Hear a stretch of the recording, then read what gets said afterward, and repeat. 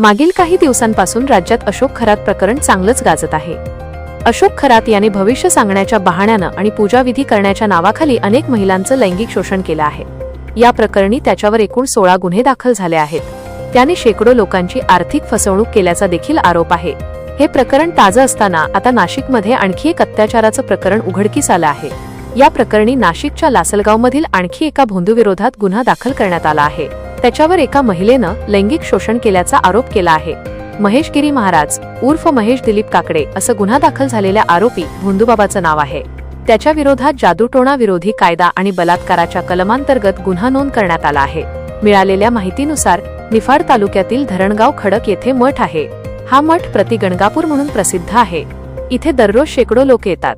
विविध कौटुंबिक आणि वैयक्तिक समस्यांवर तोडगा काढण्याच्या बहाण्यानं आरोपी भोंदू विविध कुटुंबाला जाळ्यात ओढत होता। आरोपीनं अशाच प्रकारे पीडितेच्या कुटुंबियांना जाळ्यात ओढलं होतं। त्यानं कुटुंबाला बाधा झाली असल्याचं सांगत पापनाशक कुंडात अंघोळ करायला भाग पाडलं होतं। तसेच झाडाला फेऱ्या मारायला सांगितल्या होत्या। यानंतर आरोपी भोंदूनं पीडित महिलेचा मोबाईल नंबर घेऊन तिला अश्लील मेसेज पाठवण्यास सुरुवात केली। तसेच दैवी विधीच्या नावाखाली एकांतात नेण्याचा बहाणा केला। यानंतर त्याने नाशिक त्र्यंबक रोडवरील लॉजवर नेऊन पीडितेचं लैंगिक शोषण केलं। त्यानं दैवी प्रकोप होण्याची भीती दाखवत अत्याचार केल्याचा आरोप महिलेनं केला आहे। ज्यावेळी पीडितेनं विरोध केला तेव्हा आरोपीनं जबरदस्ती राक्षसासारखा अत्याचार केला। आपण प्रतिकारही करू शकलो नाही असं पीडितेनं सांगितलं आहे। या प्रकारानंतर पीडितेने अन्नीस पदाधिकाऱ्यांशी संपर्क साधला।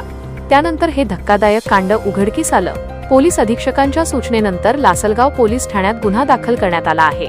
या भोंदूकडून अनेक महिलांचे शोषण झाल्याची शक्यता पीडित महिलेनं वर्तवली आहे।